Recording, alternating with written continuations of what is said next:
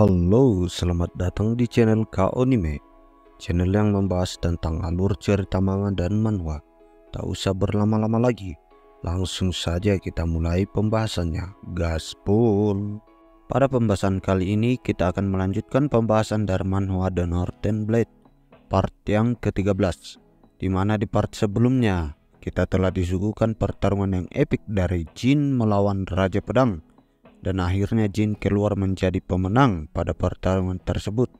Tapi sebelum lanjut, Mimin mau ingatin dulu ya, bagi mas bro yang baru bergabung ke channel ini, jangan lupa subscribe channel ini biar Mimin makin semangat membuat kontennya dan sebagai bentuk dukungan untuk perkembangan channel ini. Tidak lupa, pada kesempatan kali ini juga saya ingin mengucapkan terima kasih kepada mas broku yang sudah subscribe channel ini dan juga setia menonton alur cerita di channel saya ini. Semoga itu bisa menjadi berkat untuk kalian semua. Di awal panel pada part kali ini kita diperlihatkan seleksi dari tim penakluk yang dibentuk oleh pusat surgawi untuk mengatasi kekacauan malam sunyi. Tidak ada seorang pun yang tertarik lagi pada seleksi itu. Berpindah ke Jin yang baru sampai di kediaman keluarga Tang. Si Buntung pun yang berada di ujung tanduk akhirnya meninggal dunia. Juga sebelum dia meninggal, dia meminta maaf sebesar-besarnya kepada Jin. Jadi sebelumnya, di masa lalu ketika dia ditebas-tebas oleh Raja Pedang dan dikira saat itu sudah mati, seseorang datang. Dia adalah pengguna tombak. Dia menotok titip saraf si Buntung sebagai penyelamatan pertama. Dia pun mengatakan, untuk seorang pengkhianat yang menunjukkan taringnya, kau pantas mati seperti ini. Tapi mungkin di masa depan kau masih berguna. Tapi kalau di masa depan hari di mana kau berguna tidak kunjung datang, kau bisa mengakhiri kehidupanmu yang menyedihkan ini. Namun jika saat itu tiba, sebaiknya kau berjuang sekuat tenaga dan mati setelah itu untuk menebus dosa-dosamu. Dan orang itu pun meninggalkannya setelah memberikannya satu buah pil. Ya, kemungkinan orang tersebut adalah salah satu pilar surgawi utara yang menggunakan tombak, yaitu Kyung Musaeng. Beberapa hari pun berlalu, Jin memulihkan diri, dan setelah itu terlihat Ryu kembali ke kediaman keluarga Tang dengan muka yang babak belur. Dia mengikuti ujian seleksi penakluk dan berhasil memenangkan beberapa pertarungan dengan sekali pukul. Tapi sebelum sekali pukul itu dia menerima puluhan pukulan dan dia mendapatkan julukan si anjing kampung. Ryu sangat bangga dengan julukan itu. Di sisi lain, Jin akhirnya keluar dari tempat istirahatnya. Dia dipenuhi oleh perban-perban di seluruh tubuhnya. Setelah berbincang-bincang sejenak dengan yang lain, tiba-tiba mereka kedatangan seorang tamu dari aliansi pusat surgawi. Dia adalah Perdana Menteri Gwanda Saing. Kita panggil saja Pak Menteri. Intinya dia datang untuk meminta maaf, tapi tidak tahu apa tujuan yang sebenarnya. Kemungkinan tujuannya adalah mengamati. Sedangkan di belahan dunia yang lain, para malam sunyi sudah berkumpul.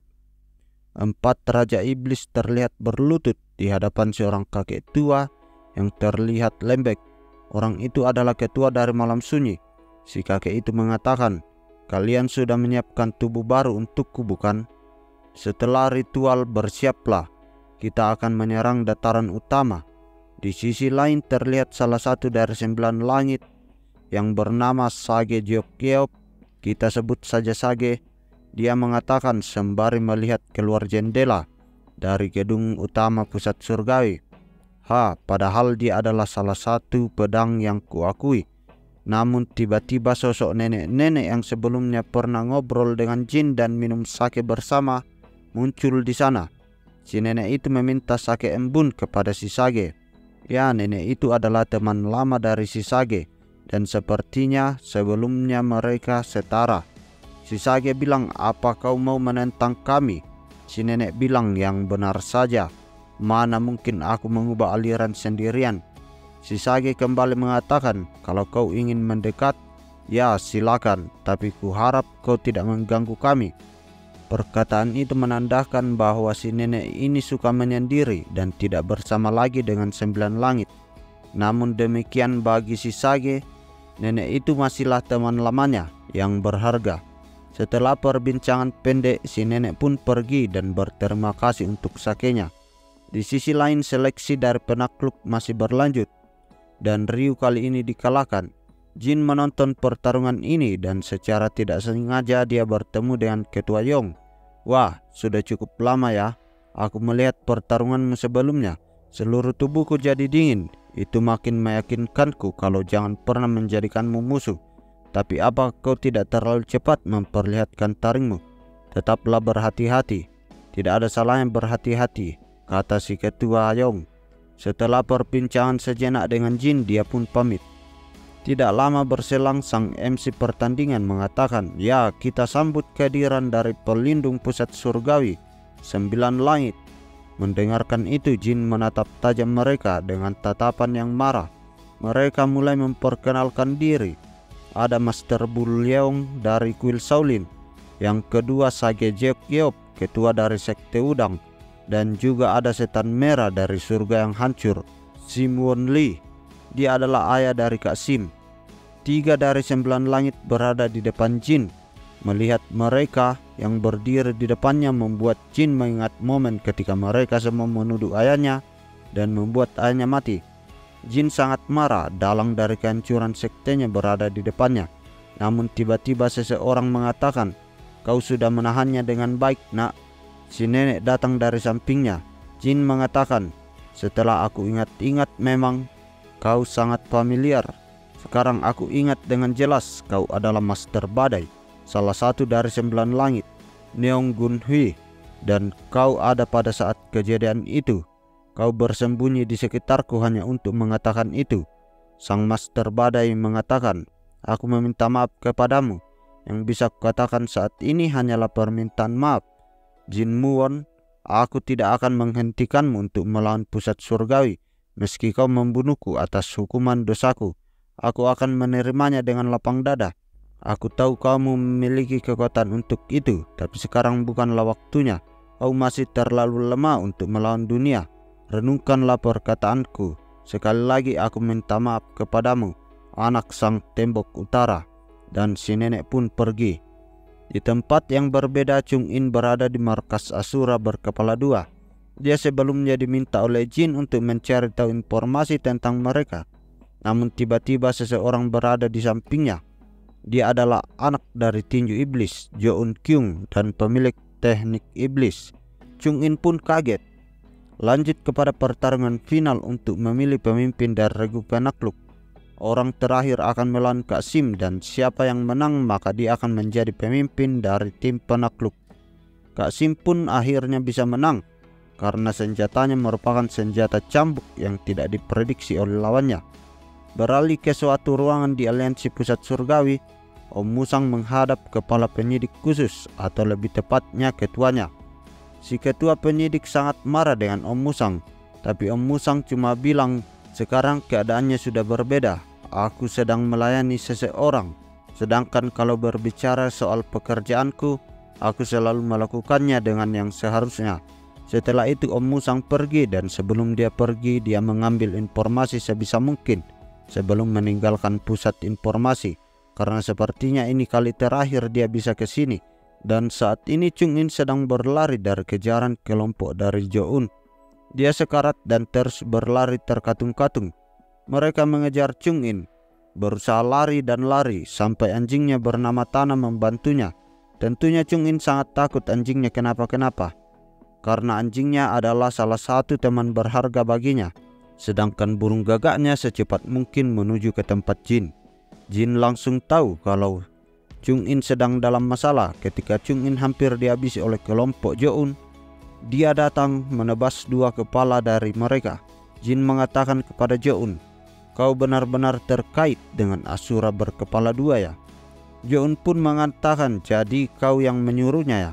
Kuingatkan kepadamu, Jin, carilah kebenaran tentang dunia ini sesuka hatimu, tapi jangan coba-coba mencari tahu tentang Asura berkepala 2.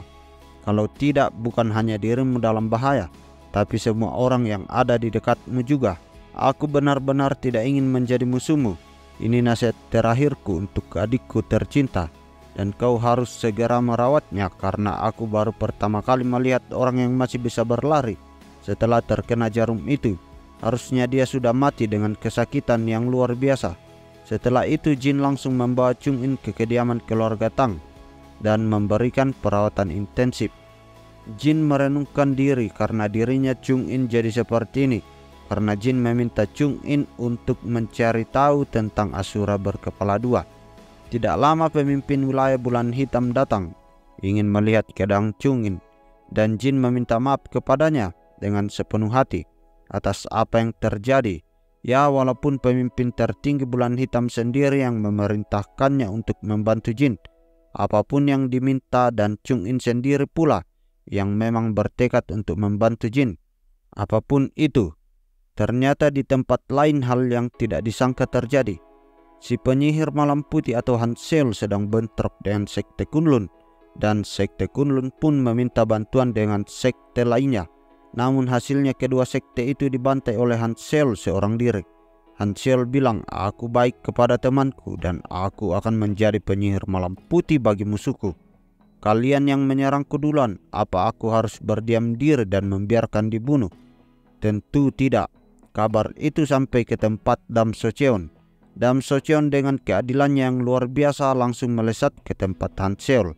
Setelah sampai, waktu pertama kali melihat Hanseol, Dam Socheon langsung sadar dia bukannya Nona Eun yang bersama Jin waktu di sekte Surga Utara 7 tahun yang lalu. Kenapa dia sekarang sudah menjadi penyihir malam putih? Aku merasa kau adalah orang yang luar biasa saat pertama kali bertemu dulu, tapi bahkan kau jauh lebih dari perkiraanku. Siapa kau? Tanya Hanseol. Dam Socheon pun mengatakan dalam hati, "Hah? Dia tidak mengingatku ya? Begitu ya, penyihir malam putih. Jadi kau adalah penyihir malam yang sekarang." Mereka sama-sama menerjang satu sama lain.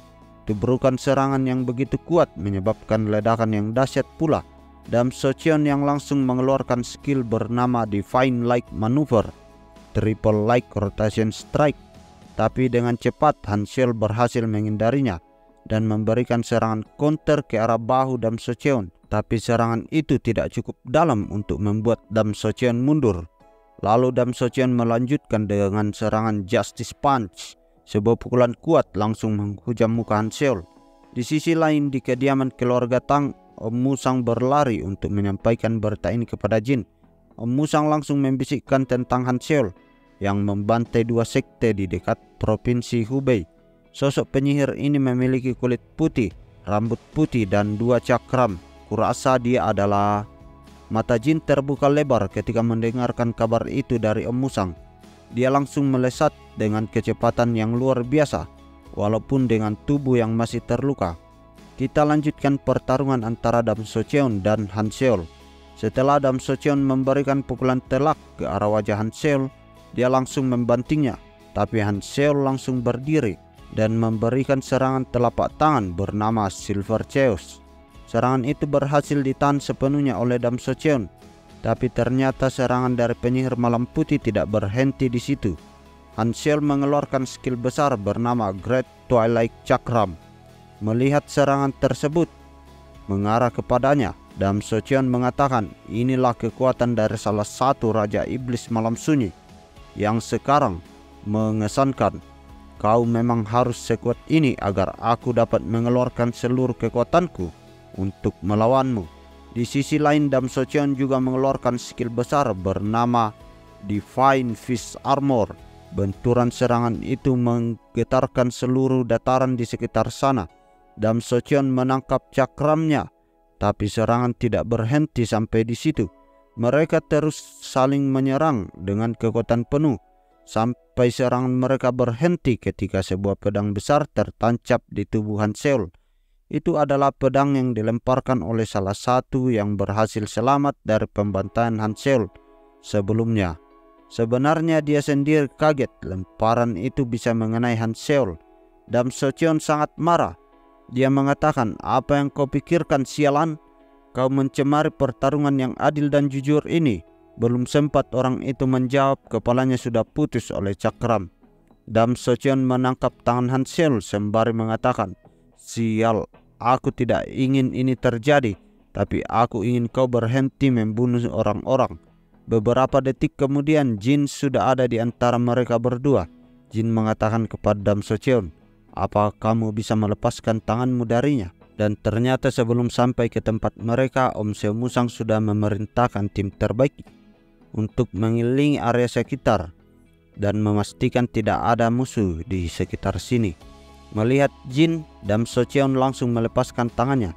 Tapi kayaknya si Han Seol sedang dalam keadaan tidak stabil. Dia bahkan tidak sadarkan diri. Dia dalam mode berserk. Dia bersiap untuk mengeluarkan skill skala besar. Tapi walaupun begitu, Dam Socheon tetap mengobrol dengan jin. Dia mengatakan, "Ketua Sekte Jin, sudah lama kita tidak bertemu. Sejak pertemuan di Surgai Utara 7 tahun yang lalu. Saat pertama kali aku bertemu denganmu, aku tahu kau adalah pria yang kuat yang membawa tekad Surgai Utara.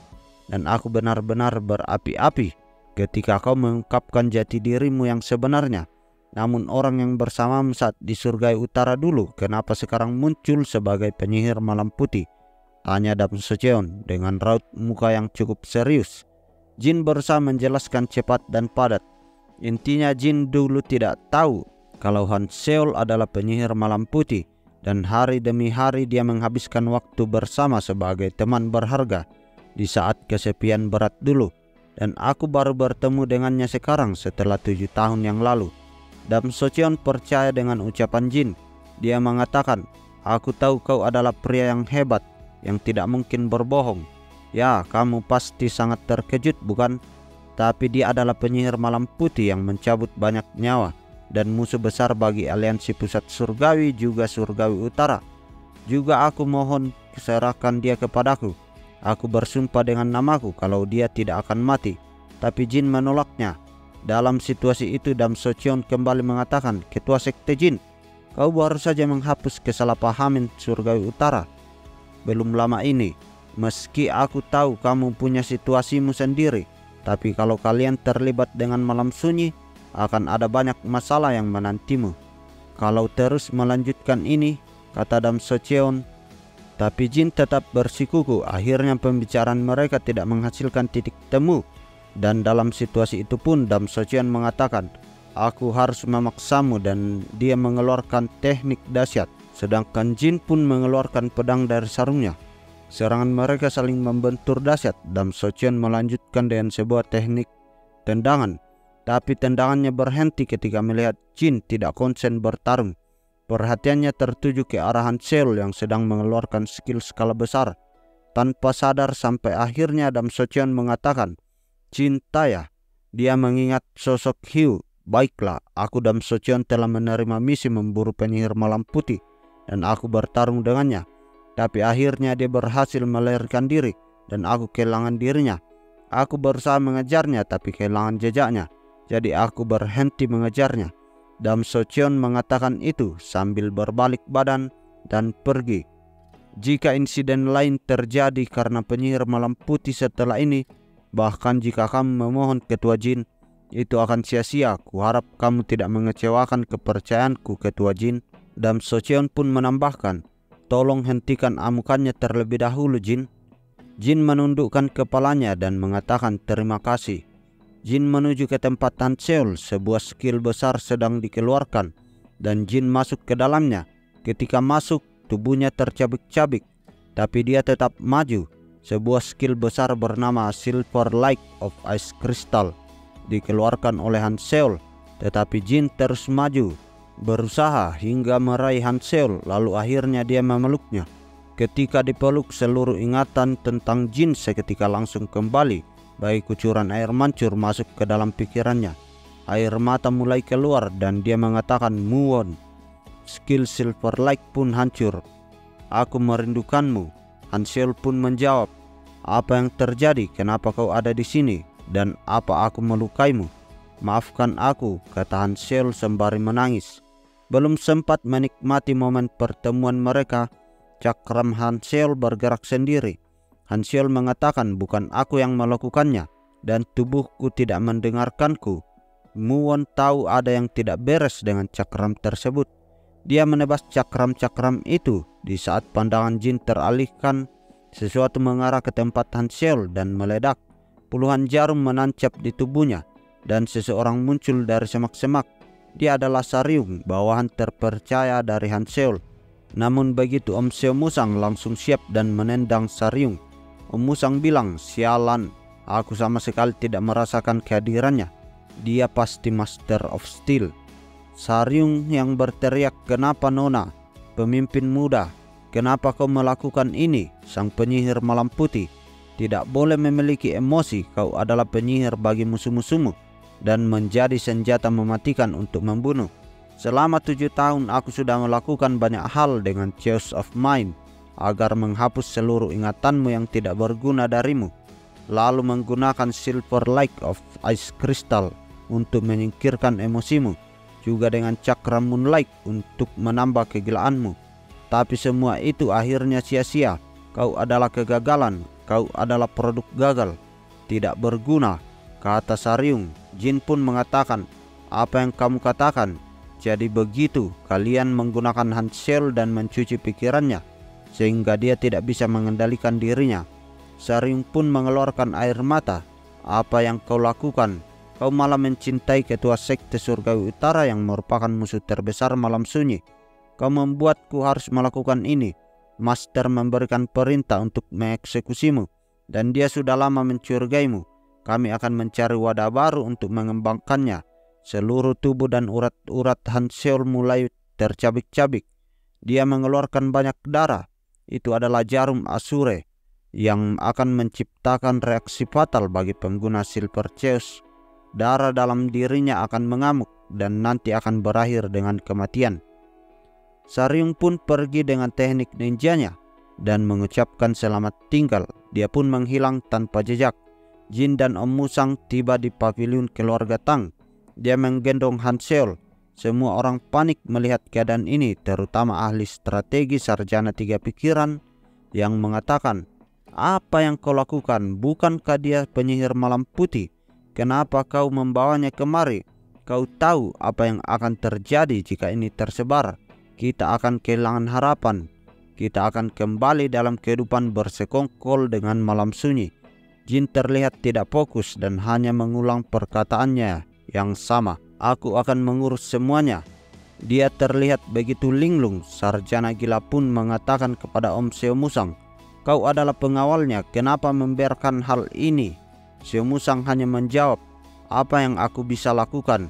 Aku hanya menuruti keinginan tuanku. Aku sudah menjamin tidak ada yang tahu dan tidak ada yang mengikuti kami kemari." Sarjana gila benar-benar stres dan frustasi dengan keadaan ini. Sebagai ahli strategi juga karena tidak akan ada hal yang baik terjadi jika berurusan dengan malam sunyi. Sedangkan di sisi lain, Ryu yang melihat mereka mengatakan, "Siapa wanita cantik berambut putih itu? Kenapa dia ada di sini?" Kita berpindah panel ke belahan dunia yang lain, tepatnya di tempat puing-puing sekte Surgawi Utara yang kini ditancapkan Panji Pusat Surgawi bagian utara, dan beberapa orang yang ditugaskan di sana untuk memastikan pergerakan malam sunyi.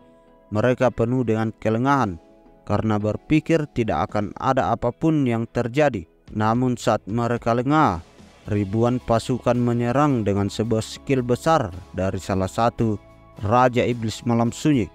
Semuanya musnah, diserang oleh Malam Sunyi. Sang Iblis Son of Death mulai memimpin pasukan besar di bagian utara dan mulai pembantaian dan pembumi hangusan besar-besaran. Ya, dan itu adalah akhir dari part kali ini. Malam Sunyi mulai bergerak dan menyerang dataran utama. Apakah yang akan terjadi selanjutnya? Apakah itu tanda bahwa perang dari pusat surgawi melawan malam sunyi akan segera dimulai? Nantikan kelanjutan ceritanya hanya di channel kesayangan kalian, di mana lagi kalau bukan di channel KO Anime.